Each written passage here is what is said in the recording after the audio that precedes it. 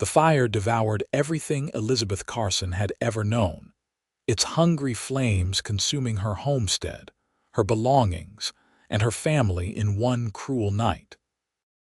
As she stood among the smoldering ruins the following morning, the bitter smell of smoke still clinging to her hair, her heart felt as hollow as the blackened shell of what had once been her home. The ranch she and her husband had built from nothing over 7 years of marriage was gone, and Thomas with it, trapped inside while trying to save their wedding portrait.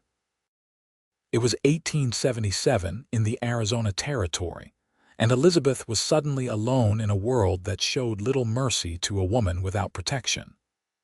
Her dark hair hung loose around her shoulders. Her blue dress, the only one she had left, was smudged with ash and torn at the hem. The neighboring ranchers had come when they saw the flames, but by then it was too late.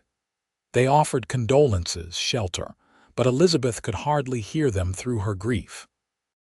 3 days after the fire, she found herself sitting on a trunk at the train platform in the small town of Copper Springs, a leather pouch clutched in her hands. Inside were the ashes she had gathered from what remained of her home, the only tangible pieces she had left of her life with Thomas. The platform was mostly empty save for a tall man leaning against a post several feet away. His worn hat was pulled low over his eyes, but she could see he was watching her. In another life, she might have been concerned about a stranger's attention, but now she felt nothing but exhaustion. "Train's been delayed," the station master called out. "Won't be here until tomorrow morning at the earliest. Telegraph from Tucson says there's trouble with the tracks." Elizabeth closed her eyes briefly. She had nowhere to go. The small amount of money she had would barely cover her ticket to her sister's home in Colorado, let alone a night at the town's only hotel. The stranger approached her, his spurs jangling softly with each step. He stopped a respectful distance away and removed his hat, revealing tousled light brown hair. "Madam," he said, his voice deep but gentle, "forgive my intrusion, but you look like you could use some assistance." Elizabeth looked up at him, taking in his weathered face and the kind lines around his eyes. He had the appearance of a man who had seen much of life, but hadn't been hardened by it. "I'm fine, thank you," she replied automatically, though the tremor in her voice betrayed her. "The name's Luke Dawson," he continued, undeterred. "I couldn't help but overhear about the train. If you need a place to stay, my sister runs a boarding house just down the street. Simple but clean." Elizabeth hesitated. She didn't know this man, but there was something reassuring about his steady gaze. "I appreciate the offer, Mr. Dawson, but I'm afraid I don't have enough money for lodging." Luke shifted his weight, adjusting his hat in his hands. "The rooms are offered at no charge to those who have suffered hardship," he said. "My sister Martha lost her husband some years back. She understands what it is to start over." When Elizabeth didn't respond, he added softly, "I know what happened at your ranch, Mrs. Carson. News travels fast in these parts. I'm truly sorry for your loss." Elizabeth's fingers tightened around the leather pouch. "All I have are ashes," she whispered, more to herself than to him, her voice breaking on the last word. Luke crouched down to meet her eyes, his face solemn. "Then I'll carry them until we have more."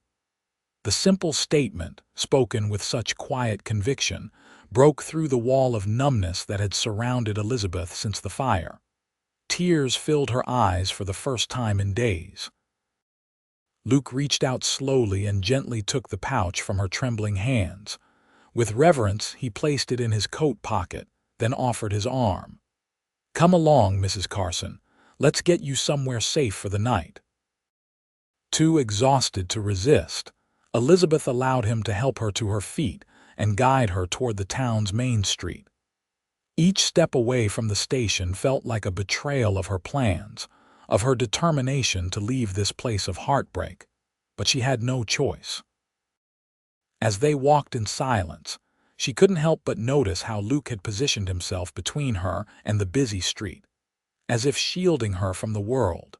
Martha Dawson's boarding house was a modest two-story building with a freshly painted porch and curtains in the windows. When they arrived, a round-faced woman with graying hair pulled back in a neat bun greeted them at the door.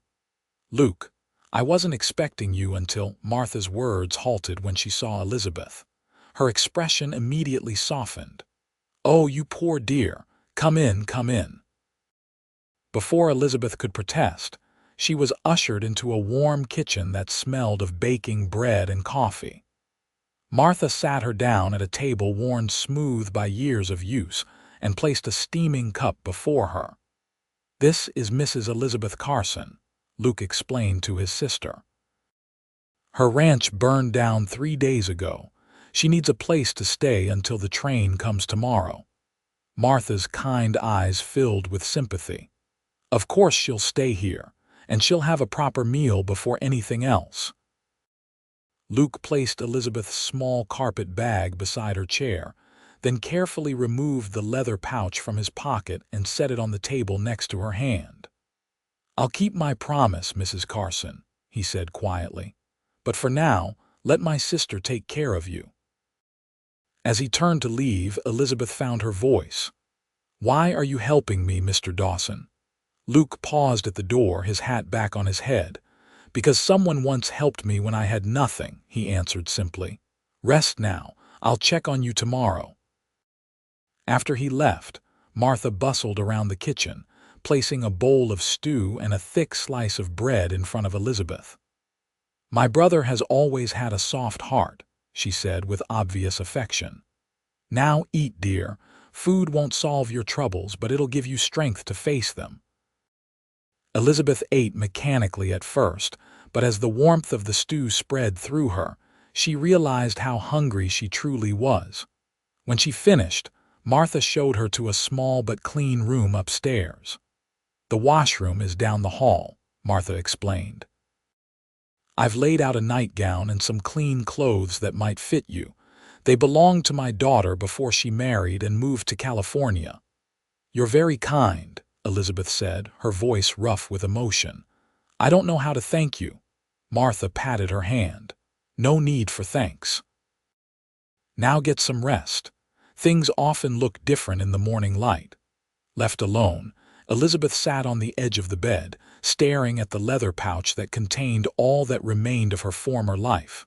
Luke's words echoed in her mind. "Then I'll carry them until we have more." What had he meant by that? And why had his simple offer of help affected her so deeply? Too tired to puzzle it out, she changed into the borrowed nightgown and crawled into bed. Despite her exhaustion, sleep was elusive. Every time she closed her eyes, she saw the flames consuming her home, heard Thomas's voice calling her name. When she finally did drift off, her dreams were filled with fire and ash. Elizabeth woke to sunlight streaming through unfamiliar curtains. For a moment, she was disoriented. Then the memories flooded back: the fire, the train station, Luke Dawson and his unexpected kindness. She dressed quickly in the clothes Martha had provided. A simple blue skirt and white blouse that were slightly too large but clean and whole. When she went downstairs, she found Martha in the kitchen cooking breakfast. The older woman greeted her with a warm smile. "Good morning, dear. Did you sleep well?" "As well as could be expected," Elizabeth replied honestly. "Has there been any word about the train?" Martha's expression turned apologetic. "I'm afraid so. Luke rode over to the station this morning. The damage to the tracks is worse than they thought. It'll be at least 3 days before the train comes through." Elizabeth sank into a chair, dismayed. 3 days. "But I don't have enough money to—" "Now, none of that," Martha interrupted, setting a plate of eggs and bacon in front of her. "You'll stay here as long as needed." Luke was quite insistent on that point. "That's very generous, but I can't impose." "It's not an imposition," came Luke's voice from the doorway. He stepped into the kitchen, removing his hat. "Good morning, Mrs. Carson. I trust you slept better than you expected." Elizabeth couldn't help but notice how different he looked in the daylight. His features were more defined, his eyes a clear hazel that seemed to shift between green and brown. There was a quiet strength about him that she hadn't fully appreciated the day before. "Mr. Dawson," she acknowledged with a nod. "Your sister just told me about the train delay. I'm grateful for your hospitality, but I can't stay here without contributing something." Luke hung his hat on a peg by the door and took a seat across from her. Martha could use some help around the boarding house. 2 of her regular boarders are away on business, but there's still plenty to do. Martha nodded enthusiastically. "That's a wonderful idea. I could certainly use an extra pair of hands with the laundry and cleaning." Elizabeth hesitated, then nodded. "That seems fair." She turned to Luke. "But what about you, Mr. Dawson? You don't live here." "No, madam. I have a small ranch about 3 miles outside of town, but I'm in Copper Springs most days." He accepted a cup of coffee from his sister. "In fact, I'm headed to the general store this morning. If you need anything, I'd be happy to get it for you." Elizabeth thought of her meager possessions. "That's kind, but I have everything I need until I reach my sister's home in Colorado." Luke studied her for a moment, then reached into his pocket and carefully placed the leather pouch on the table between them. "I meant what I said yesterday, Mrs. Carson. These ashes, they're important to you, but they're not all you'll ever have." Before Elizabeth could respond, Martha interrupted. "Luke, why don't you take Mrs. Carson around town today? It would do her good to get some fresh air, and you could introduce her to some folks." Elizabeth started to protest, but Luke was already nodding. "That's a fine idea if Mrs. Carson feels up to it." Put on the spot, Elizabeth couldn't think of a graceful way to refuse. "I suppose a short walk would be nice," she conceded. After breakfast, Elizabeth found herself walking alongside Luke down the main street of Copper Springs. It was a typical frontier town. A wide, dusty street lined with wooden buildings, horses tied to hitching posts, and people going about their business. Despite her reluctance, Elizabeth had to admit that the fresh air and movement were helping to clear her mind. "Copper Springs started as a mining town," Luke explained as they walked. "But when the copper ran out, most folks expected it to become a ghost town. Instead, the ranchers and farmers moved in. Now it's small but stable. How long have you lived here?" Elizabeth asked, genuinely curious despite herself. "About 5 years. Came west from Missouri after the war. Worked as a ranch hand until I saved enough to buy my own place." He glanced at her. "And you? Were you born in the territory?" Elizabeth shook her head. "No, I'm from Pennsylvania originally. Thomas, my husband, wanted to try his hand at ranching. We came out here 7 years ago with nothing but dreams and determination." She swallowed hard. "We worked so hard to build something." Luke didn't rush to fill the silence that followed. Instead, he simply walked beside her, giving her time to compose herself. "I'm sorry," she said finally. "I didn't mean to. No need to apologize, Mrs. Carson. Grief isn't something that follows a tidy schedule." They had reached the general store, and he held the door open for her. "Come on in. Mr. Jenkins stocks everything from beans to books." The store was a welcome distraction, filled with goods of all descriptions. While Luke spoke with the proprietor about an order of fence posts, Elizabeth wandered the aisles, running her fingers over bolts of fabric, examining jars of preserved fruits, and inhaling the mingled scents of leather, coffee, and tobacco. She paused at a display of sewing notions, suddenly remembering her mother's lesson on how to mend a torn shirt. It had been years since she'd thought of those quiet afternoons learning domestic skills that would later become so essential on the frontier. "Find something you need," Luke asked, appearing at her side. Elizabeth withdrew her hand from a spool of blue thread. "No, just remembering." Luke studied her face for a moment, then turned to the store owner. "Mr. Jenkins, add a basic sewing kit to my order, would you, Mr. Dawson?" "That's not necessary," Elizabeth protested. "Consider it payment in advance for helping Martha," he replied, his tone brooking no argument. A woman should have her own sewing kit. Before she could object further, they were interrupted by a commotion outside. Running footsteps approached the store, and a young boy burst through the door, his face flushed with excitement. "Mr. Dawson, come quick. There's trouble at the saloon. Pa sent me to fetch you." Luke's expression turned serious. "What kind of trouble, Billy?" "Some men came in on horseback, strangers. They're looking for someone they say burned down their boss's property. They're threatening to tear the town apart if they don't find him." Luke glanced at Elizabeth, concern evident in his eyes. "Mrs. Carson, stay here with Mr. Jenkins.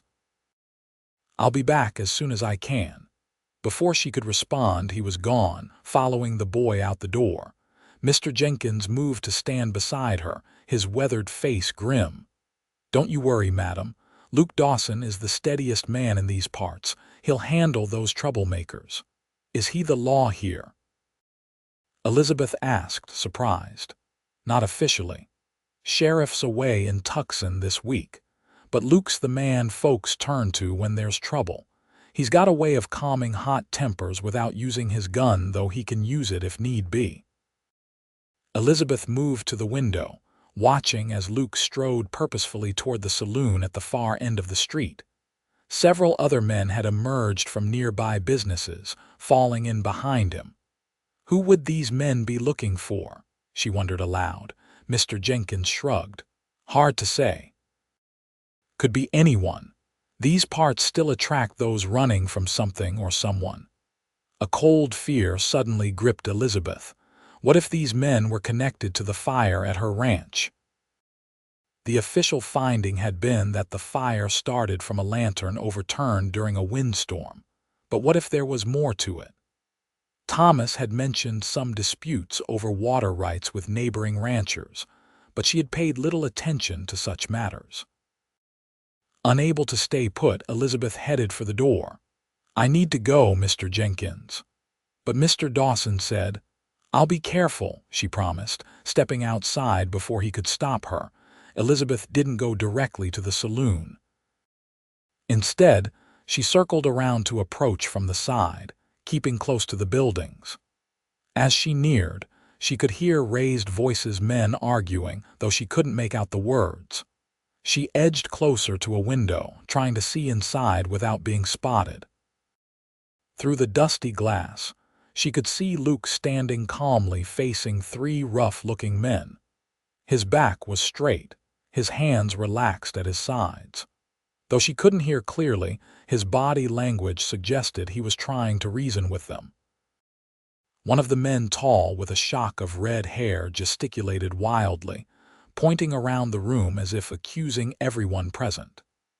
The other patrons of the saloon had backed away, creating a circle of empty space around the confrontation. Suddenly, the red-haired man lunged forward, grabbing Luke by the shirt front. In a fluid motion that seemed almost casual, Luke broke the man's grip and pushed him back, still speaking in what appeared to be a reasonable tone. The second man, shorter but powerfully built, moved his hand toward his gun. Luke's voice rose, audible now through the window. "That would be a mistake you wouldn't live to regret."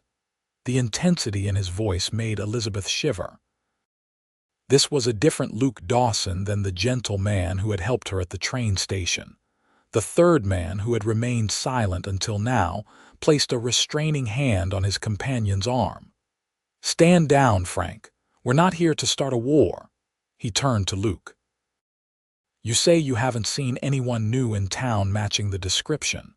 "No one," Luke confirmed. "And burning down property isn't how we settle disputes around here. If your boss has a legitimate grievance, he should take it to the territorial court." The leader of the three men laughed bitterly. Courts? What good are courts to a man who's lost everything? No, Mr. Dawson, some matters need more immediate justice. Not in Copper Springs, Luke replied firmly. Now you've asked your questions and gotten your answers. I suggest you move on. There was a tense moment when Elizabeth thought violence would erupt, but then the leader nodded slowly. We'll go, but we'll be watching the roads. If our man comes through here, we'll know it. As the men turned to leave, Elizabeth quickly moved away from the window and into the shadows beside the building. The three strangers emerged, mounted their horses, and rode slowly out of town, the dust from their horses' hooves lingering in the air. Elizabeth was about to head back to the general store when a hand touched her shoulder. She gasped and whirled around to find Luke standing behind her, his expression stern. "I thought I asked you to stay with Mr. Jenkins," he said quietly. "I was worried," she admitted. "Who were those men? What did they want?" Luke glanced in the direction the riders had gone, then gently guided Elizabeth away from the saloon. "They work for a rancher named Harlan Wade who owns land about 20 miles from here. Apparently, someone burned down one of his line shacks last week. They're looking for the man they think is responsible. And is he here?" "In Copper Springs," Luke shook his head. "Not that I know of, but tensions between the big ranchers and the smaller homesteaders have been growing. Wade has been trying to push people off their land, claiming water rights that don't legally belong to him." A chill ran through Elizabeth as she remembered Thomas's concerns about water access for their cattle. Could these men have anything to do with the fire at my ranch? Luke stopped walking and turned to face her, his expression serious. "What makes you ask that?" "Thomas, my husband, he mentioned problems with neighboring ranchers over water rights. I didn't pay much attention. He handled those matters." Luke was silent for a moment, considering. "Do you know which rancher he was having trouble with?" Elizabeth struggled to remember. "I think the name might have been Wade, but I can't be certain. Thomas tried to shield me from business worries." Luke's jaw tightened. "Mrs. Carson, I think it might be best if you remained indoors as much as possible until the train comes. And perhaps we should tell people you're Martha's cousin from back east, just visiting." "You think I might be in danger?" Elizabeth asked, her heart racing. "I think it's better to be cautious," Luke replied. "Wade's men are looking for someone to blame, and a woman alone is an easy target." He offered his arm. "Come on, let's get you back to Martha's." As they walked, Elizabeth couldn't help but notice how the townspeople greeted Luke with respect and gratitude. Several men tipped their hats, and one older fellow clasped his shoulder warmly. "Good job with those troublemakers, Dawson," the man said. "Glad to have you around." Luke acknowledged the praise with a modest nod. "Just doing what needed doing, Mr. Thompson." When they reached the boarding house, Martha was waiting anxiously on the porch. "I heard about the commotion at the saloon," she said as they approached. "Are you both all right?" "We're fine," Luke assured her. "But I think it would be wise for Mrs. Carson to stay close to home for now. And if anyone asks, she's your cousin Elizabeth from Pennsylvania just visiting." Martha's eyes widened with understanding. "Of course. Come inside, both of you. I've made fresh lemonade." Once they were seated in the kitchen with cool drinks before them, Luke explained the situation to Martha, who listened with growing concern. "If Harlan Wade is involved in this, we need to be careful," she said when he finished.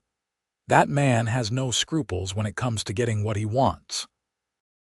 "You think he might have had something to do with the fire at my ranch?" Elizabeth asked directly. Brother and sister exchanged a look. "It's possible," Luke admitted. "Wade has been trying to consolidate water rights across the county. Small ranchers who refuse to sell have been experiencing accidents.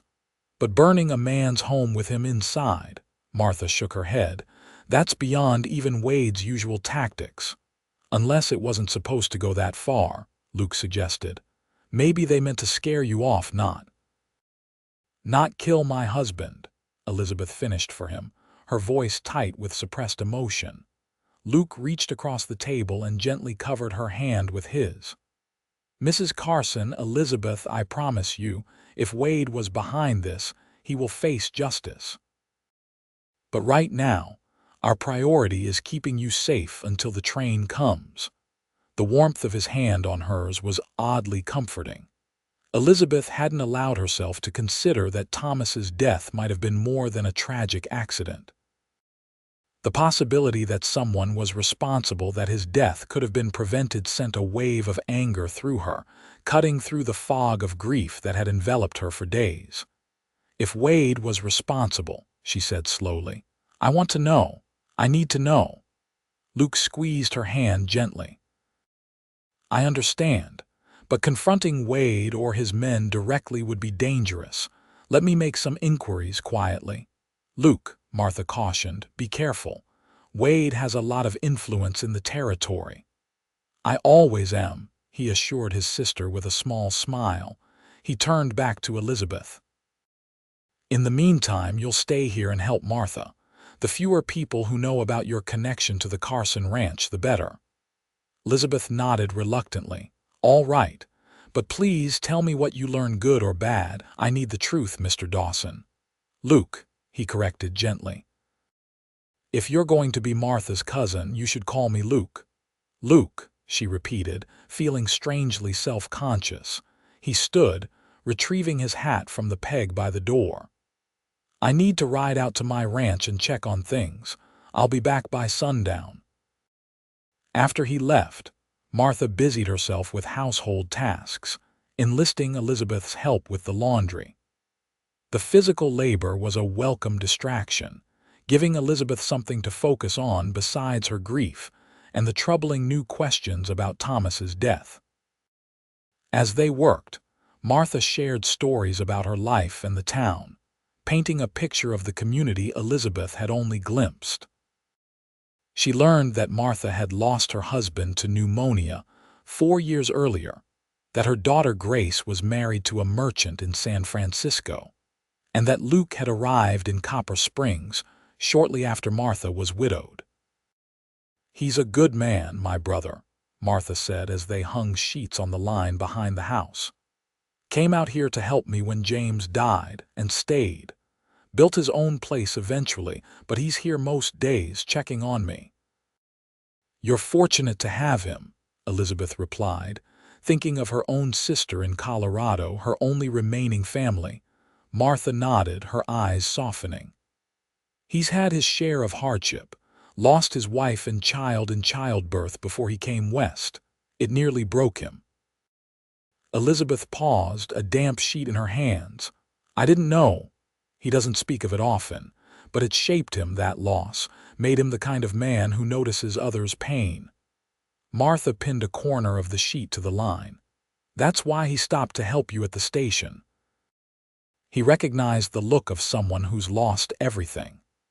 The revelation added a new dimension to Luke's kindness, to his promise to carry her ashes until she had more.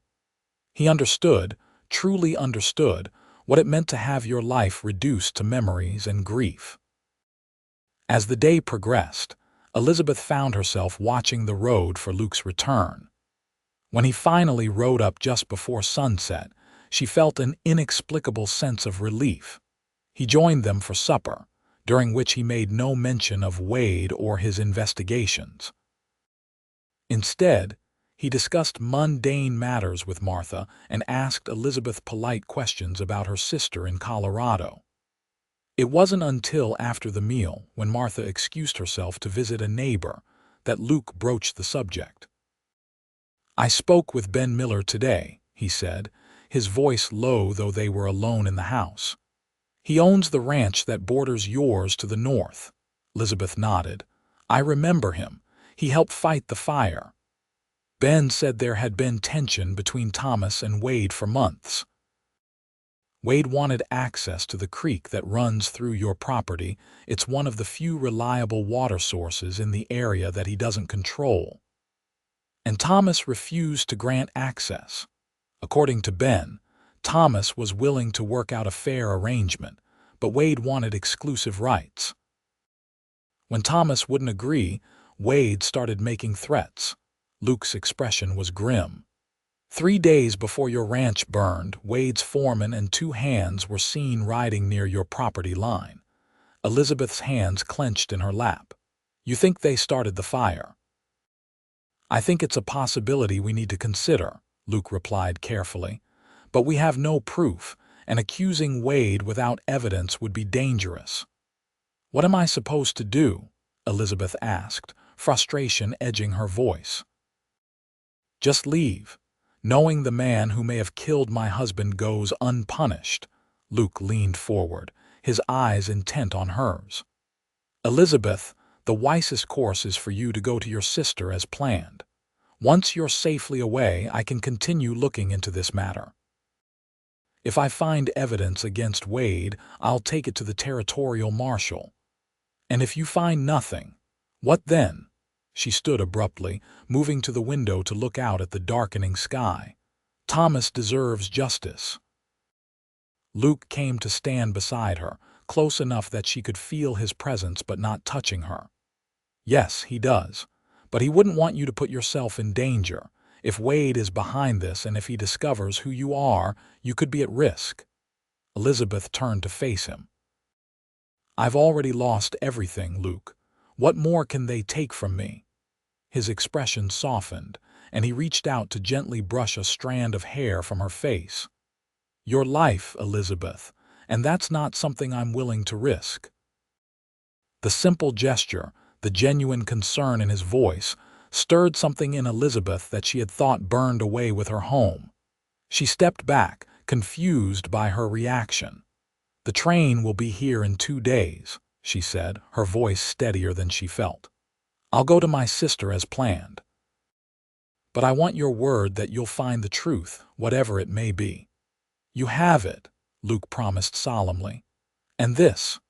He reached into his pocket and withdrew the leather pouch containing the ashes from her home. I've been carrying these for you as I said I would. But perhaps it's time you took them back, a reminder that even from ashes, new life can grow. Elizabeth accepted the pouch, cradling it in her hands. Thank you for keeping them safe. Luke nodded, his eyes never leaving hers. Get some rest, Elizabeth. Tomorrow will bring its own challenges. After he left, Elizabeth sat for a long time with the pouch of ashes in her lap, thinking about justice and vengeance, about loss and the possibility of starting anew. She thought, too, about Luke Dawson, a man who had experienced a loss similar to her own yet had found the strength to rebuild his life and help others. For the first time since the fire, Elizabeth felt something besides grief and shock, a small spark of determination, of resolve. Whether Wade was responsible or not, she would not allow Thomas's death to be the end of her own life. Somehow, she would find the strength to go on. The next morning dawned clear and bright, the kind of perfect spring day that seemed to mock Elizabeth's inner turmoil. She rose early, dressed in the borrowed clothes, and went downstairs to help Martha with breakfast. The older woman had 2 regular boarders, a school teacher named Miss Penelope Winters, and a retired cavalry officer called Major Guthrie who joined them at the table. Elizabeth was introduced as Martha's cousin from Pennsylvania, a fiction that seemed to satisfy both boarders. The Major was particularly gallant, regaling Elizabeth with stories of his military exploits, while Miss Winters gently corrected his more outlandish claims. After breakfast, while Martha and Elizabeth were washing the dishes, Luke arrived with news. The train will definitely arrive tomorrow morning, he informed them. I've secured your ticket to Denver, Elizabeth. Thank you, she replied, aware of a strange reluctance at the thought of leaving. In just 2 days, she had come to feel safe in Martha's home and in Luke's presence. I thought perhaps you might like to ride out to my ranch today, Luke suggested. It would be good for you to get away from town for a few hours, and I need to check on some new calves." Martha nodded encouragingly. "That's a wonderful idea. The fresh air would do you good, Elizabeth." Though she had little experience with horses, Elizabeth found herself agreeing. An hour later, she was riding beside Luke on a gentle mare named Daisy, heading away from Copper Springs toward the open country beyond.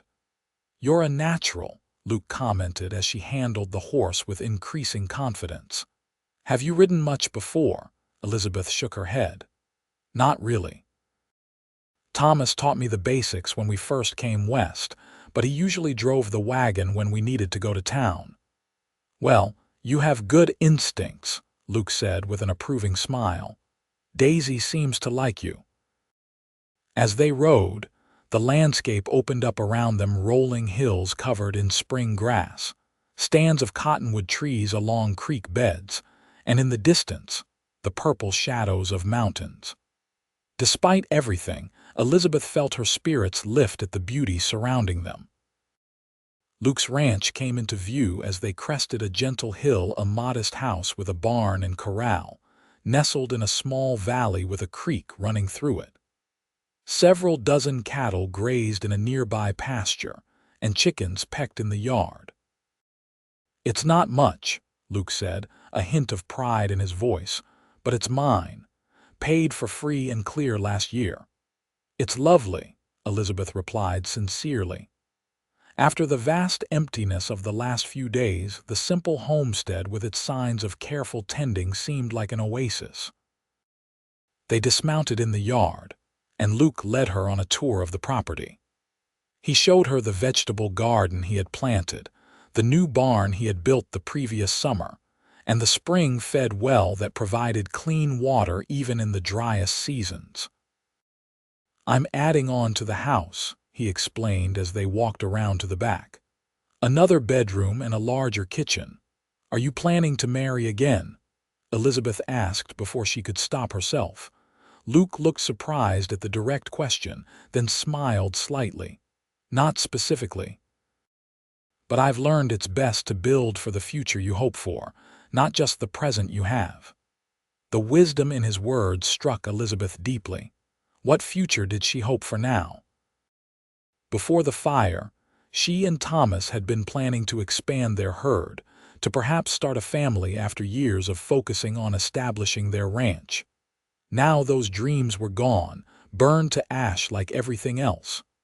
"Come on," Luke said, seeming to sense her darkening thoughts. "Let's check on those calves I mentioned." The afternoon passed pleasantly as Luke showed Elizabeth around his ranch.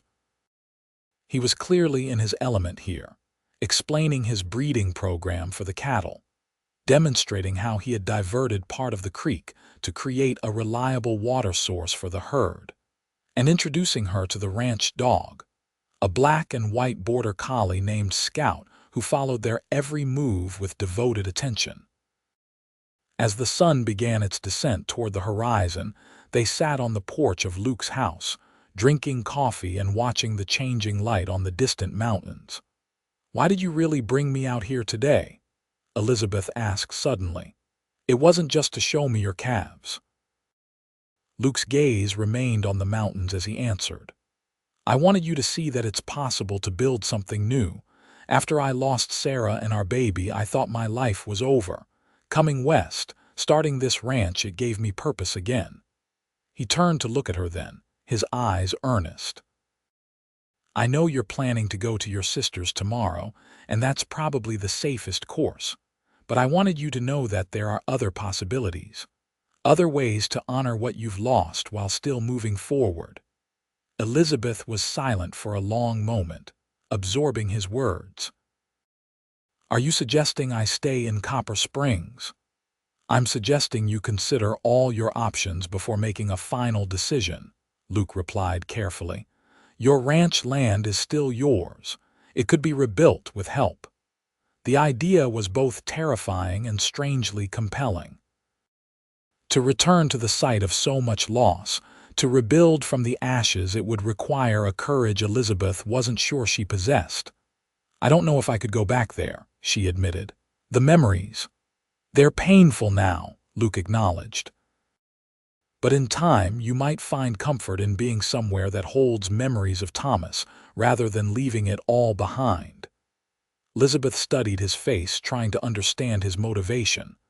"Why would you care what I decide? You barely know me." Luke's expression softened. "I know enough. I know you're stronger than you realize. I know you loved your husband and the life you built together. And I know what it's like to think there's no way forward, only to discover that life has other plans." He reached into his pocket and pulled out a small object, which he handed to her. It was a seed, simple, ordinary, unimpressive. "What's this?" she asked, rolling it between her fingers. "Oak," he replied. "I carry it to remind myself that even the mightiest trees start small and vulnerable, but with the right conditions they grow strong enough to withstand almost anything." Elizabeth closed her hand around the seed, touched by the gesture and the metaphor. "Thank you." As the light faded, they rode back to town. The streets of Copper Springs were quiet when they arrived, most businesses closed for the evening. Luke escorted Elizabeth to the boarding house, where Martha was waiting with supper. The evening passed pleasantly, with conversation flowing easily among the three of them.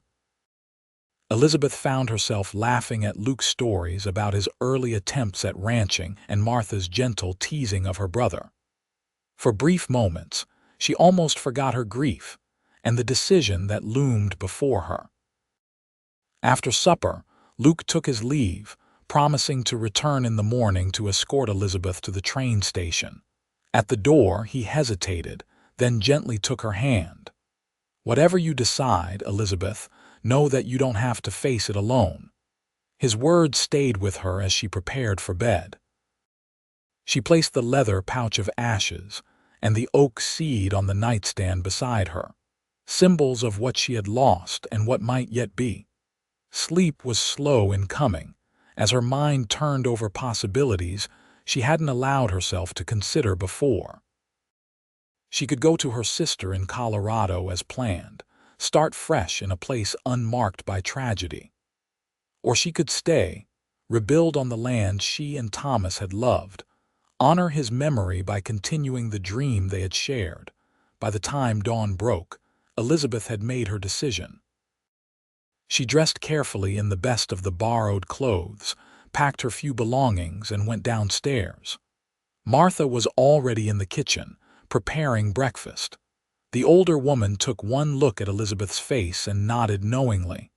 "You've decided to stay, haven't you?" Elizabeth's surprise must have shown on her face, for Martha chuckled softly. "My dear, I've been watching you and my brother these past few days. I suspected he might convince you to consider remaining in Copper Springs." "It wasn't just Luke," Elizabeth clarified. "It's the land. Thomas and I loved it here. Leaving feels like abandoning not just the ranch, but him as well." Martha nodded. "I understand. When James died, many suggested I sell the boarding house and move back east to live with Grace. But this is home. James is part of every room, every board and nail." "Exactly," Elizabeth said, relieved that Martha understood. "But there's more. If someone deliberately set that fire, I want to know. I want justice for Thomas."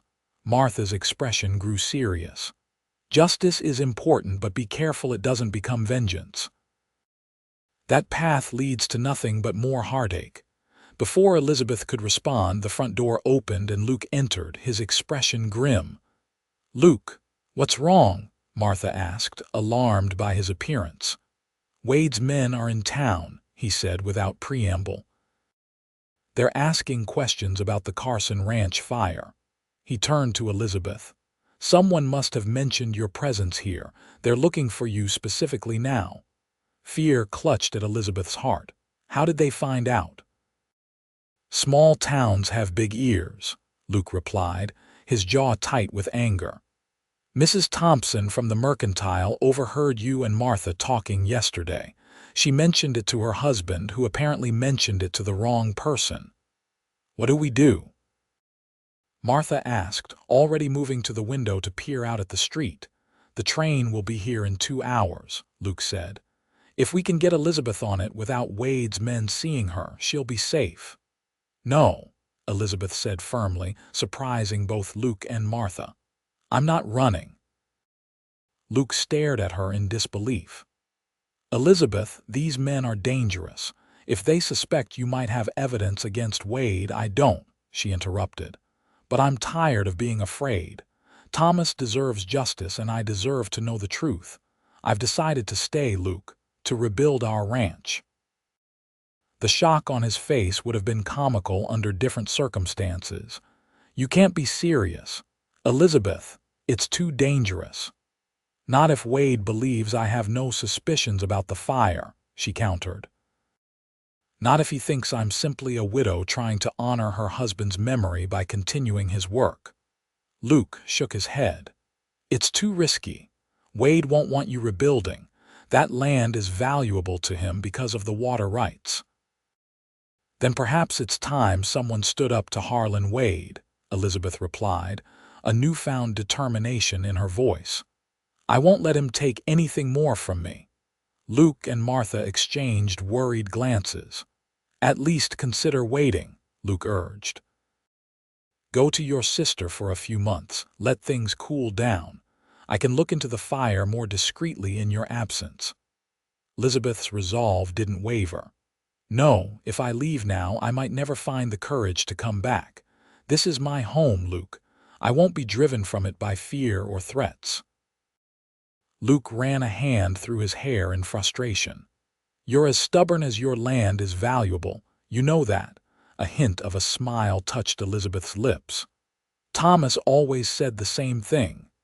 The tension in the room eased slightly, and Martha moved to put on a fresh pot of coffee. Well, if you're staying, we need to make plans.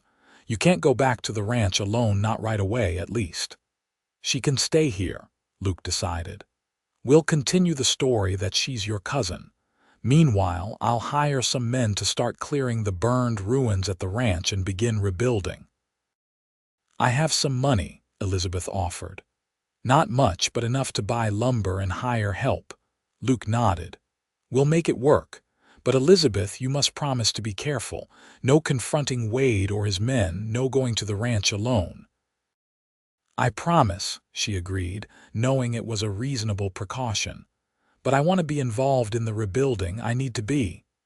Of course, Luke assured her. It's your home, but we'll take precautions.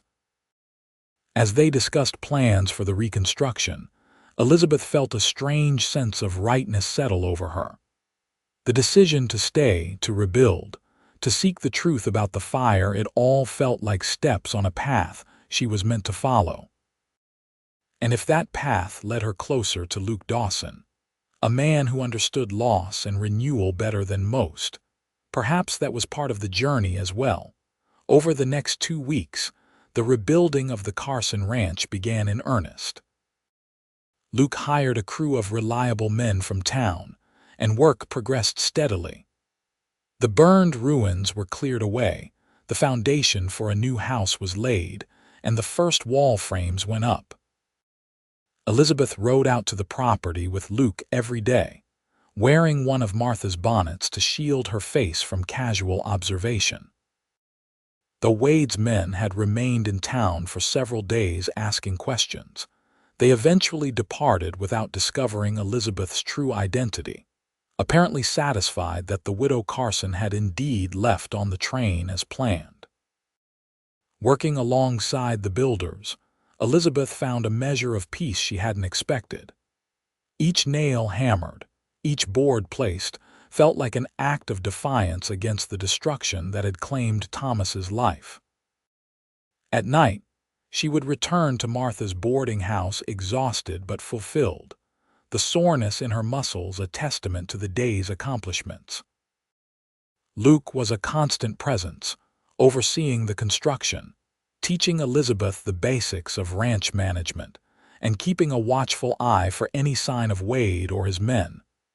They fell into a comfortable routine, sharing meals, discussing plans for the ranch and gradually learning more about each other.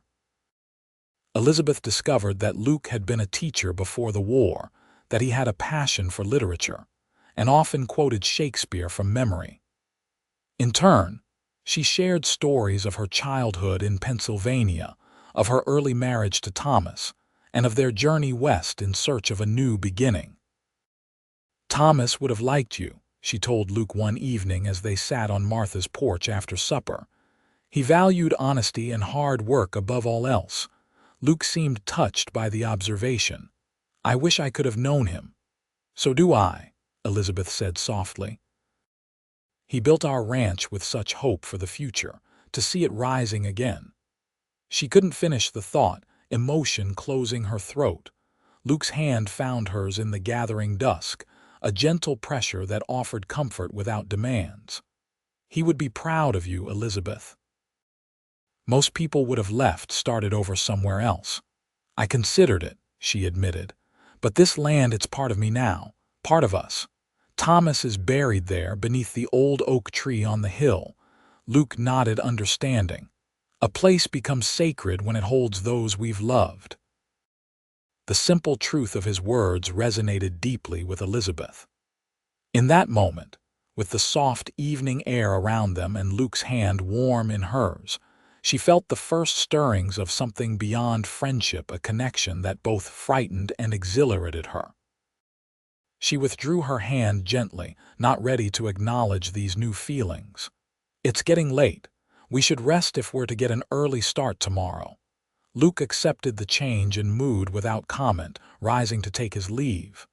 "Good night, Elizabeth. Sleep well." As she watched him walk down the street toward the livery where he kept his horse when in town, Elizabeth wondered at the direction her life had taken. In the span of a few weeks, she had lost everything, contemplated leaving the territory altogether, and now found herself rebuilding not just a home but perhaps a future as well. And at the center of this transformation was Luke Dawson, a man who had promised to carry her ashes until she had more. The following day brought an unexpected development. As Elizabeth and Luke rode toward the ranch in the early morning light, they spotted a group of riders approaching from the opposite direction. "Wade's men," Luke said grimly, recognizing the lead rider. "Stay behind me." Elizabeth pulled her horse to a stop beside Luke's as the riders drew near. There were 4 of them, led by a tall man with a weathered face and cold eyes. He reined in his horse a few yards away, studying Luke and Elizabeth with open suspicion. "Dawson," he acknowledged with a curt nod. "Bit far from your own spread, aren't you?" "Morning, Reynolds," Luke replied evenly. "Just helping a neighbor rebuild after some misfortune." Reynolds's gaze shifted to Elizabeth, who had pulled her bonnet lower to shadow her face. "Don't believe I've had the pleasure, madam." Before Elizabeth could respond, Luke spoke. "This is Martha's cousin, Miss Elizabeth Parker. She's helping with the Carson place now that the widow's gone to Colorado." Elizabeth nodded slightly but remained silent, heart pounding at the direct lie. Reynolds looked skeptical. "Interesting. Mr. Wade was under the impression that the Carson land would be available for purchase, now that it's abandoned." "Not abandoned," Elizabeth said, unable to remain silent. "Mrs. Carson has entrusted me with overseeing the reconstruction while she's away." "Is that so?" Reynolds's tone made it clear he didn't believe her. "Well, Miss Parker, you might want to reconsider. That land has been nothing but trouble for its owners. Be a shame if more. Accidents happened." The thinly veiled threat sent a chill through Elizabeth, but she lifted her chin defiantly. "I appreciate your concern, Mr. Reynolds, but I'm not easily frightened." Luke shot her a warning glance before addressing Reynolds again. "If Mr. Wade has a legitimate interest in the property, he's welcome to make an offer through proper legal channels. Until then, we'll continue our work." Reynolds's mouth twisted in an unpleasant smile. "I'll be sure to pass that along, but don't be surprised if Mr. Wade decides to pay a visit himself. He doesn't like being told no." With that, he signaled to his men and they rode on, dust billowing in their wake. Once they were out of earshot, Luke turned to Elizabeth, his expression troubled. "That was dangerous. Reynolds will report back to Wade and they'll start asking questions about Miss Parker." "I couldn't just sit there silently while he threatened us," Elizabeth protested. "I understand," Luke sighed.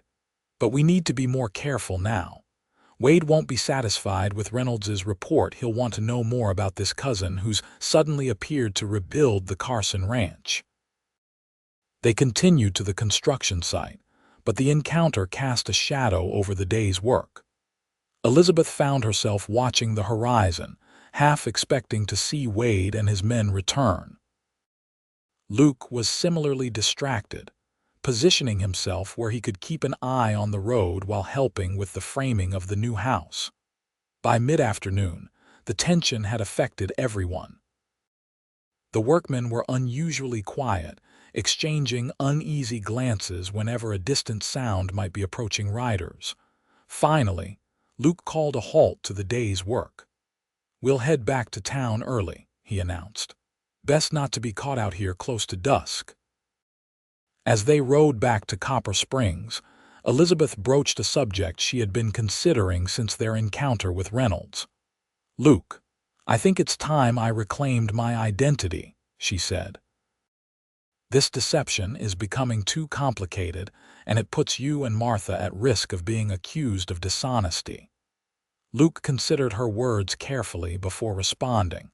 "You may be right, but if you publicly acknowledge who you are, Wade will know you've returned to stay." "He'll discover that eventually anyway," Elizabeth pointed out. "Better to face it directly than be caught in a lie." Luke nodded slowly. "There's wisdom in that, but if we do this, we need to be strategic about it. Wade needs to understand that the community supports you, that he can't simply intimidate you into selling." "How do we accomplish that?" A smile touched Luke's lips. "I think it's time you hosted a barn raising, Mrs. Carson." The following Sunday, word spread throughout Copper Springs and the surrounding ranches that the widow Carson had returned and was hosting a community barn raising to help rebuild after the tragic fire. Martha and Miss Winters went from house to house, extending personal invitations and explaining Elizabeth's brief absence as a necessary trip to inform her sister of Thomas's death. The response was overwhelming. By Sunday morning, over 30 men had gathered at the Carson ranch, bringing tools, lumber, and determination to help a neighbor in need. Their wives came too, bearing food for a communal meal and offers of support for the young widow. Elizabeth, dressed in a simple blue dress that Martha had altered to fit her, greeted each arrival personally. She was touched by the genuine sympathy and offers of help from people she barely knew. Thomas would be so grateful, she told Mr. Jenkins, the storekeeper, who had brought nails and hardware for the rebuilding. "As am I. It's what neighbors do," he replied simply, "and it sends a message to those who might think otherwise." The unspoken reference to Wade was clear, and Elizabeth appreciated the community's tacit acknowledgement of the rumors surrounding the fire. Luke organized the men into teams, some working on the house foundation, others on the barn frame, still others repairing the corral and water troughs. By midday, the transformation was remarkable. Where there had been only charred ruins and initial framing, structures were now taking recognizable shape. The women had set up tables under a canvas awning, laden with food for the workers. As everyone gathered for the midday meal, Elizabeth found herself the center of attention, receiving condolences, advice, and offers of ongoing help. "You're welcome to stay with us until your house is finished," offered Mrs. Thompson, the mercantile owner's wife. "We have a spare room." "Thank you, but Martha has kindly offered to continue hosting me," Elizabeth replied with a grateful smile. Well, you let us know if you need anything at all, Mrs. Thompson insisted. A woman alone needs neighbors she can count on.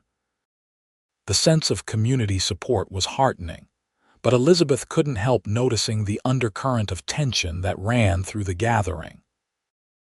Men kept glancing toward the road, and conversations would pause at the sound of approaching horses, only to resume when the newcomers proved to be friendly. Luke stayed close to Elizabeth throughout the day, his presence both reassuring and increasingly distracting. She found herself acutely aware of him, the sound of his voice as he gave instructions to the workers, the way sunlight caught in his hair, the strength in his hands as he helped raise a beam for the barn roof. It was confusing to feel this growing attraction while still mourning Thomas. The guilt that accompanied these new emotions was something Elizabeth hadn't anticipated, and she wasn't sure how to reconcile her grief with these stirrings of life. Late in the afternoon, as the work was winding down and people were beginning to gather their tools to leave, a group of riders appeared on the road. The sudden silence that fell over the gathering was profound. Harlan Wade had arrived. He was a large man, broad-shouldered and imposing, mounted on a magnificent black stallion. 4 men rode with him, including Reynolds, all openly wearing sidearms. Luke moved to stand beside Elizabeth as Wade dismounted and approached. The other men of the community subtly positioned themselves around Elizabeth, a human barrier between her and the newcomers. "Mrs. Carson," Wade said, removing his hat in a gesture of courtesy that didn't reach his cold eyes. "I'm sorry for your loss. Thomas was a fine man." "Thank you, Mr. Wade," Elizabeth replied, keeping her voice steady despite her racing heart. "I wasn't aware you and my husband were acquainted." A thin smile crossed Wade's face. "We had business discussions from time to time, water rights primarily." "I was under the impression you had left the territory after the unfortunate fire." "I considered it," Elizabeth admitted, "but this is my home. Thomas and I built it together, and I intend to continue what we started." Wade's expression hardened slightly. "Admirable, but perhaps impractical. Ranching is difficult work for a man, let alone a woman alone. I'd be willing to offer you a fair price for the property, enough to start fresh somewhere more suitable." Before Elizabeth could respond, Luke stepped forward. "Mrs. Carson isn't alone, Wade. She has the support of the entire community." Wade's gaze shifted to Luke, his contempt evident. "Dawson, always the gallant protector, but good intentions won't keep a ranch running or cattle watered." "Perhaps not," Elizabeth interjected, "but determination and hard work will." "My answer is the same as my husband's, Mr. Wade. This land is not for sale."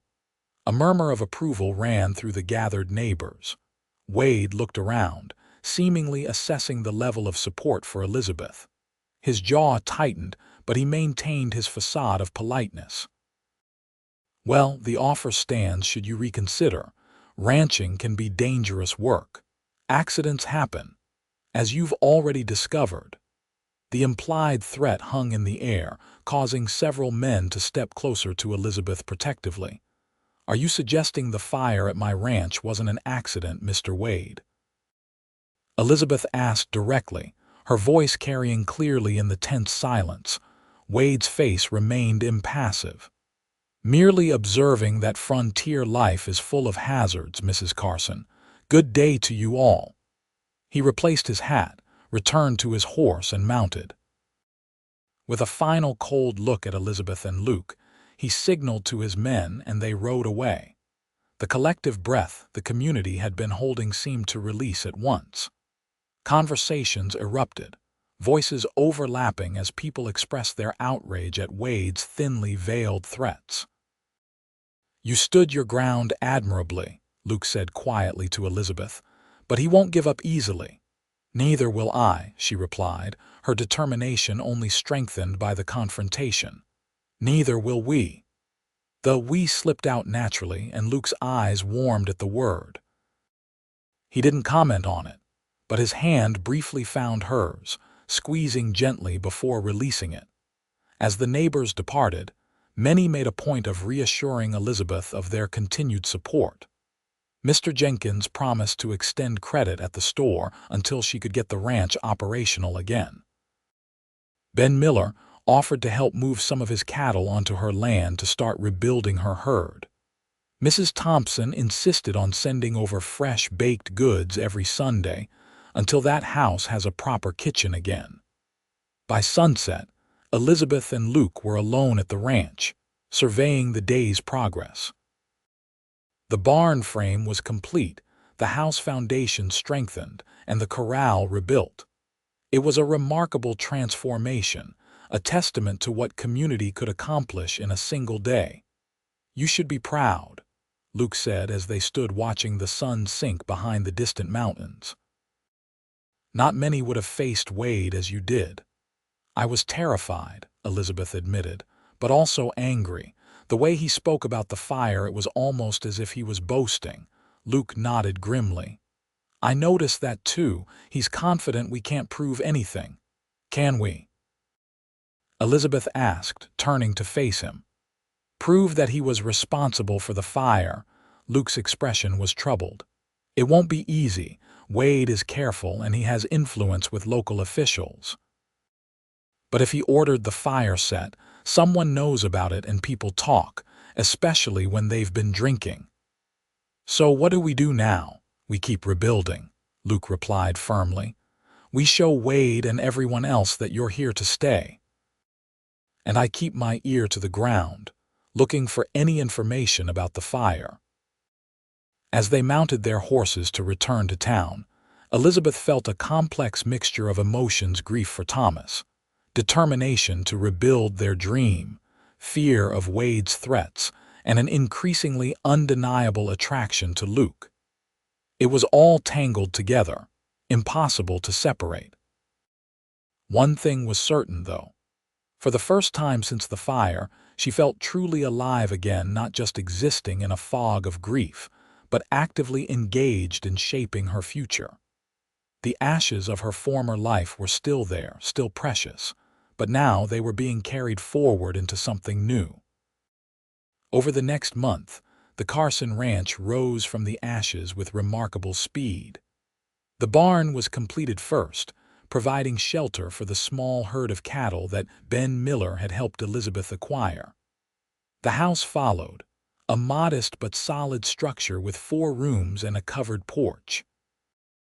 Elizabeth divided her time between overseeing the rebuilding and learning the practical aspects of ranch management from Luke and other neighboring ranchers.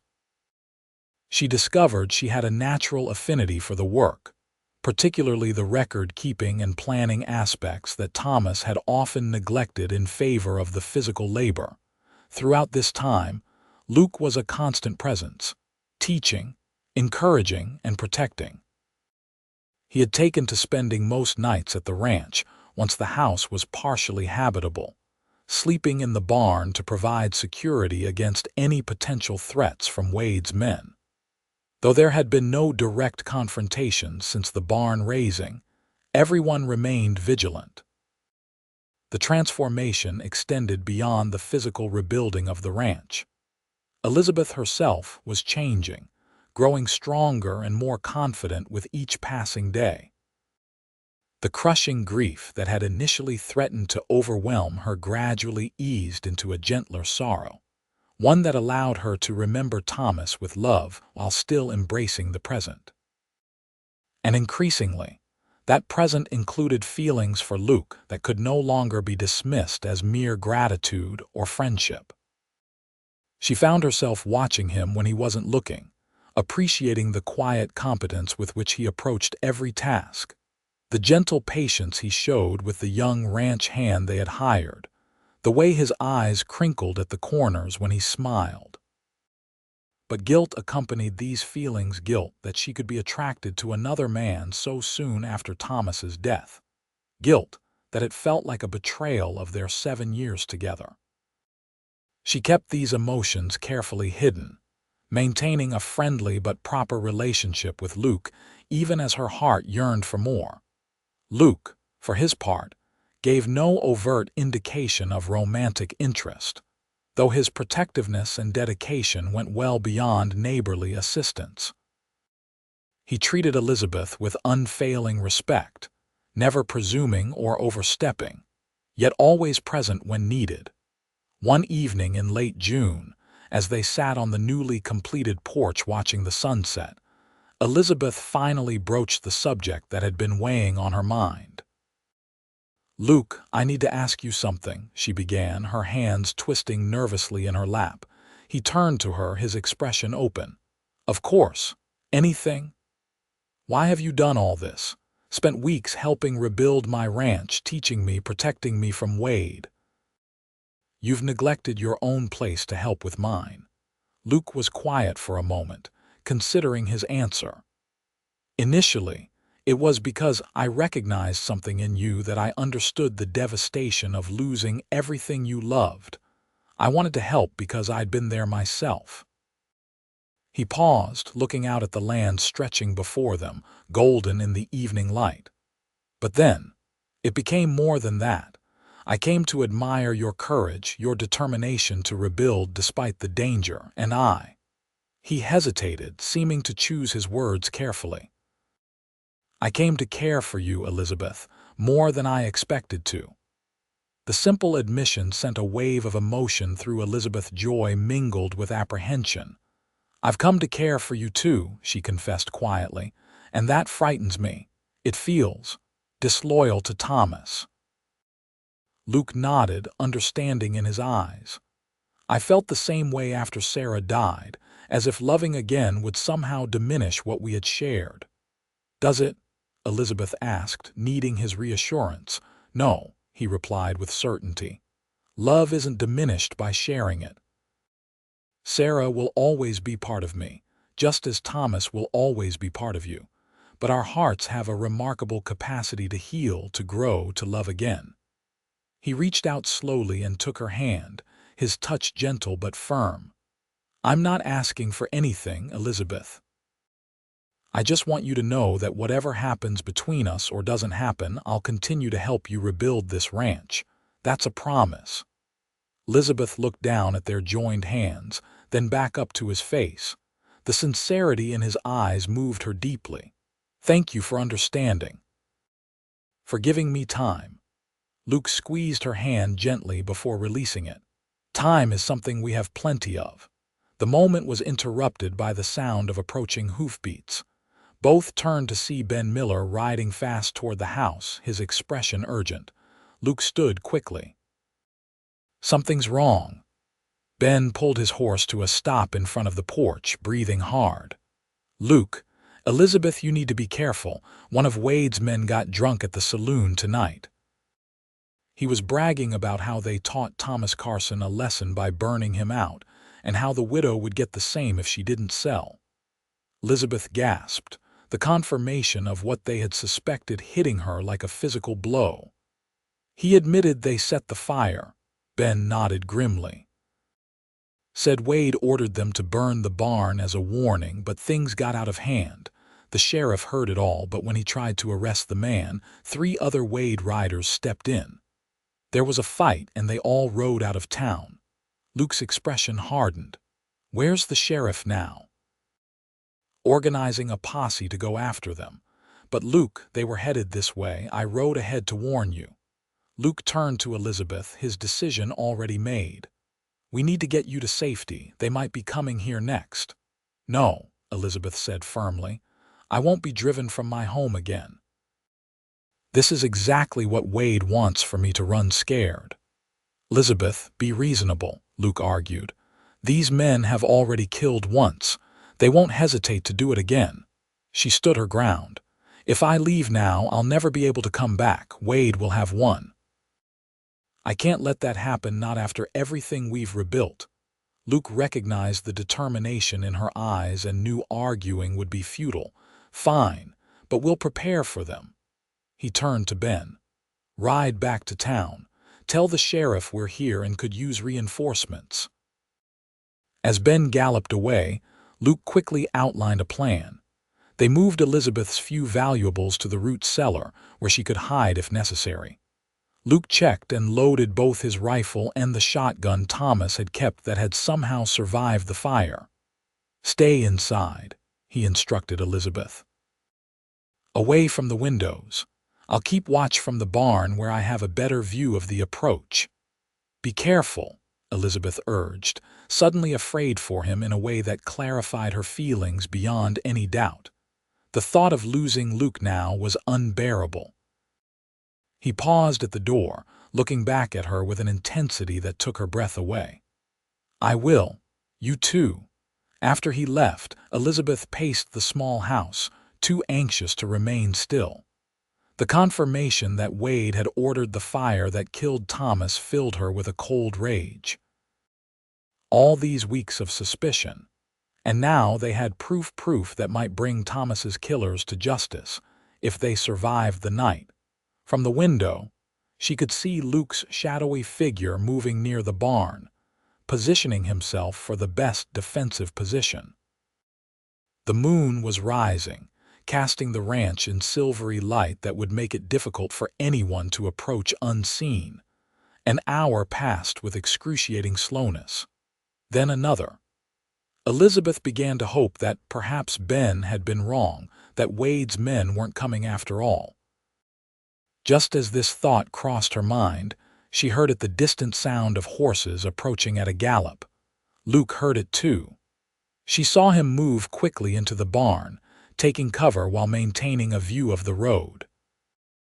Elizabeth's heart pounded as she retreated from the window, moving to the back of the house where she had left the shotgun propped against the wall.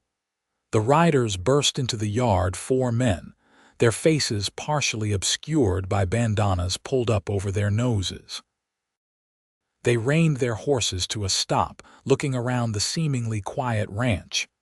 "Come out, Dawson," one called Reynolds, Elizabeth recognized with a chill. "We know you're here, you and the widow both." Elizabeth could see Luke through the crack in the curtains, still hidden in the shadows of the barn. He didn't respond to the call, waiting. "Have it your way," Reynolds shouted after a moment of silence. He signaled to the others and they dismounted, spreading out around the yard. One approached the house while 2 others moved toward the barn. Reynolds himself remained in the center of the yard, gun drawn. Elizabeth gripped the shotgun tighter, her palms slick with sweat. The man approaching the house was almost at the porch steps. If he entered, she would have no choice but to defend herself. Suddenly, a shot rang out from the barn. One of the men approaching it cried out and fell, clutching his leg. The others immediately dove for cover, returning fire toward the barn. "Elizabeth, get down." Luke shouted from his position, firing again to keep Wade's men pinned down. The man near the house changed direction, using the porch for cover as he fired toward the barn. Elizabeth, crouched below the window, realized he was too close for Luke to target without exposing himself to Reynolds's fire. Making a split-second decision, she moved to the front door, shotgun ready. Taking a deep breath, she flung the door open and stepped onto the porch, the weapon leveled at the surprised gunman. "Drop your gun," she commanded, her voice steadier than she felt. The man hesitated, then smiled coldly. "You won't shoot me, lady." Elizabeth cocked the shotgun, the sound unmistakable in the momentary lull of gunfire. "I don't want to kill you," she said truthfully, "but I will if you force me to. Now drop the gun." Perhaps it was the unwavering barrel of the shotgun pointed at his chest, or the determination in Elizabeth's eyes, but something convinced the man. He carefully placed his pistol on the porch floor. "Now kick it away and move over there," she directed, gesturing with the shotgun toward the hitching post. As he complied, gunfire erupted again from the direction of the barn. Elizabeth risked a glance and saw that Luke had used her distraction to change position, taking down another of Wade's men who had been trying to flank him. Reynolds, seeing his advantage disappearing, shouted to the one remaining man. "Burn it! Burn it all down again!" The words sent a surge of horror through Elizabeth. Not again. She couldn't lose everything a second time.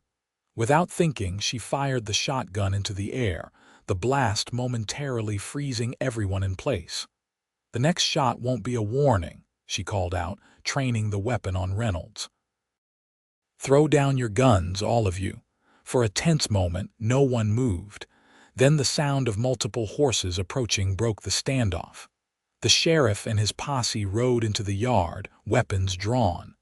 "Drop those guns," the sheriff ordered. "You're under arrest for the murder of Thomas Carson." Reynolds, realizing he was outnumbered, slowly lowered his weapon. The remaining man followed suit. Within minutes, all 4 of Wade's men were disarmed and under guard. Elizabeth lowered the shotgun, suddenly aware that she was trembling from head to toe. Luke emerged from the barn and rushed to her side, his face tight with concern. "Are you hurt?" he demanded, checking her for injuries. "No, I'm fine," she assured him, though her voice wavered. "Not a scratch," he replied, gently taking the shotgun from her shaking hands. That was incredibly brave and incredibly foolish. Despite the residual fear and tension, Elizabeth felt a smile tug at her lips. "I believe that's what Martha says about you on a regular basis." Luke's expression softened, relief replacing worry. "She does at that." The sheriff approached them, his expression grim but satisfied. "Mrs. Carson, Mr. Dawson. Looks like we got here just in time." "Thank you, Sheriff," Elizabeth said sincerely. "Is it true what Ben said? One of these men confessed to setting the fire that killed my husband," the sheriff nodded. "Jim Peterson, the one with the leg wound. Got liquored up and couldn't keep his mouth shut. Said Wade ordered them to burn your barn as a warning, but Thomas came out and confronted them. Things escalated, and they ended up setting fire to the house with him inside." The confirmation brought both pain and a strange relief to Elizabeth. After weeks of suspicion, the truth was finally known. And Wade, will he be arrested too? We'll need Peterson's testimony, but yes, if he corroborates that Wade gave the order, we'll bring him in. The sheriff looked troubled. "Though I won't pretend it'll be easy. Wade has influence and money for fancy lawyers. He also has enemies," Luke pointed out. "Once word gets out that he ordered a man's death over water rights, many who have been afraid to stand against him will find their courage." The sheriff acknowledged this with a nod. "Let's hope so. For now, though, we need to get these men to jail." He tipped his hat to Elizabeth. "Madam, I'd advise staying in town tonight just as a precaution. We don't know how Wade will react when he hears his men have been arrested." After the sheriff and his prisoners departed, Luke turned to Elizabeth. "He's right. It's not safe here tonight." Elizabeth looked around at her rebuilt home, at all they had accomplished in the past month. "I don't want to leave. Every time I leave, I fear I won't be able to come back." Luke's expression softened with understanding. "Then I'll stay with you," he offered. "In the house this time, not the barn, if that's proper enough for you." The events of the night had clarified much for Elizabeth, both about Thomas's death and about her own heart. Life was too precious, too uncertain, to deny what she was feeling for Luke. "Proper or not, I don't want to be alone tonight," she admitted. "And there's no one I trust more than you, Luke Dawson." They spent the night in the small parlor, Luke in the rocking chair and Elizabeth on the settee, talking quietly about everything and nothing. The fear and tension of the confrontation gradually eased, replaced by a deeper awareness of each other and the bond that had formed between them. As dawn broke, Elizabeth made a decision. Rising from the settee, she went to the small writing desk and removed the leather pouch containing the ashes from the original fire. She had kept it close all these weeks, a tangible reminder of what she had lost. She returned to where Luke sat watching her curiously and held out the pouch to him. "You once promised to carry these until we had more," she said softly. "You've kept that promise. Because of you, I do have more now, a rebuilt home, justice for Thomas, and—" She hesitated, then continued with quiet certainty and a chance for a new beginning. Luke took the pouch, his expression solemn. "Are you sure, Elizabeth? About the new beginning?" She nodded, her heart full. "Thomas will always be part of me, part of this land. But he would want me to live, to love again. I know that now." Luke stood, closing the distance between them. Gently, he set the pouch of ashes on the side table and took both her hands in his. "I've been carrying more than just your ashes these past weeks," he confessed. "I've been carrying my heart, afraid to offer it too soon, afraid you weren't ready."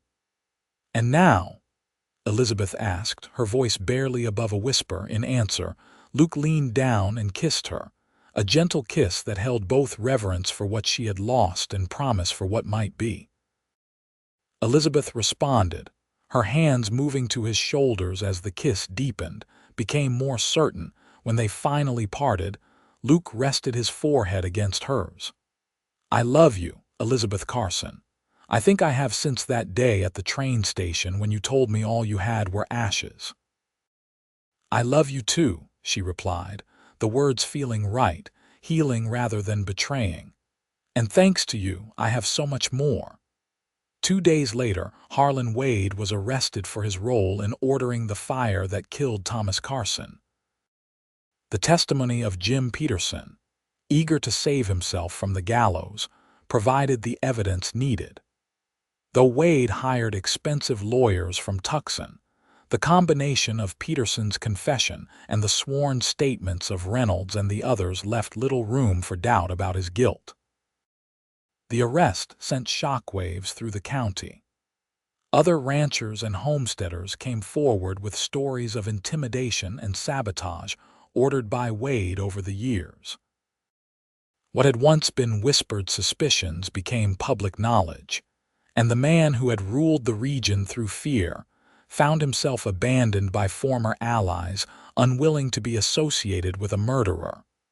For Elizabeth, the arrest brought a measure of closure. Thomas's death had not been a tragic accident, but a deliberate act born of greed and arrogance. The knowledge was painful, but it also allowed her to direct her anger toward those responsible, rather than at the random cruelty of fate. Life at the Carson Ranch continued to improve as summer progressed. The house was completed, with curtains at the windows and furniture built by the town's carpenter. The small herd of cattle thrived, and Elizabeth hired 2 full-time ranch hands to help with the work. Though she remained actively involved in the ranch's operation, she increasingly delegated the physical labor to focus on the business aspects at which she excelled. Luke divided his time between his own ranch and Elizabeth's, an arrangement that raised some eyebrows in town, but was accepted as practical given the circumstances. Martha, of course, saw through the pretense of mere neighborly assistance, but kept her observations to herself, though her knowing smiles when Luke spoke of Elizabeth said plenty. In August, Wade's trial was held in the territorial court in Tucson. Elizabeth traveled there to testify, with Luke accompanying her for support and protection. The journey was difficult, forcing her to relive the night of the fire and its aftermath, but her testimony was clear and compelling. Wade was convicted of ordering the arson that resulted in Thomas's death, and sentenced to 15 years in the territorial prison. On the journey back to Copper Springs, as their stagecoach bounced along the rutted road, Luke took Elizabeth's hand in his. "You were magnificent in that courtroom," he told her. "Thomas would be proud of how you stood up for justice." Elizabeth squeezed his hand gratefully. "It still doesn't bring him back, but it does mean something, knowing the men responsible will pay for what they did." Luke nodded, understanding. Justice doesn't heal all wounds, but it prevents them from festering. They rode in comfortable silence for a while, the the rhythmic sway of the coach and the sound of the horses' hooves creating a soothing backdrop to their thoughts. "I've been thinking," Luke said eventually, "about the future." Elizabeth looked at him curiously. "What about it?" "Running 2 ranches separately is inefficient," he began, his tone deliberately casual though his eyes were intent on her face. "It would make more sense to combine our operations." Elizabeth raised an eyebrow, a smile playing at her lips. "Is this a business proposition, Mr. Dawson?" Luke's expression turned serious. "No, Elizabeth, it's a marriage proposal."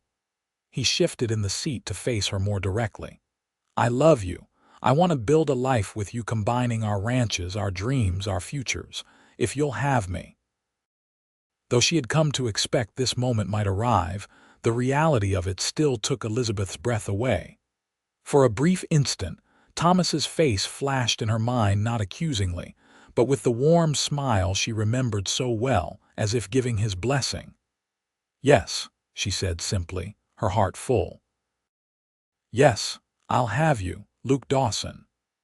His face lit with joy as he leaned forward to kiss her, heedless of the stagecoach driver who could see them through the window. When they parted, Luke reached into his pocket and withdrew a small object. "I've been carrying this since that day I showed you my ranch," he said, opening his hand to reveal the oak seed he had given her months ago. "Do you remember what I told you about it?" Elizabeth nodded, touched that he had kept it. "That even the mightiest trees start small and vulnerable, but with the right conditions, they grow strong enough to withstand almost anything." "I'd like to plant it at our home," Luke said, "as a symbol of our new beginning, something that will grow as we grow together." The simple gesture, so characteristic of Luke's thoughtful nature, moved Elizabeth deeply. "I'd like that very much." They were married in October, when the aspens in the mountains had turned golden and the air held the first crisp promise of autumn. The ceremony was held at the Carson Ranch, now the Carson-Dawson Ranch, under the open sky, with the community gathered to witness their vows. Martha, radiant with happiness for her brother, stood beside Elizabeth as her matron of honor. Ben Miller served as Luke's best man. Even Elizabeth's sister came from Colorado for the occasion, bringing her husband and children to meet the man who had helped Elizabeth rebuild her life from ashes. After the ceremony, as their friends and neighbors celebrated with food and music, Luke led Elizabeth to a quiet spot behind the house. There they planted the oak seed together, covering it with rich soil and watering it carefully. "From ashes to oaks," Luke said, his arm around his new wife's waist. "A fitting journey." Elizabeth leaned into his embrace, feeling the rightness of this moment, this man, this life they would build together. "You kept your promise," she said softly. "You carried my ashes until I had more." Luke turned her in his arms to face him, his expression tender. "And now we have so much more than either of us imagined possible."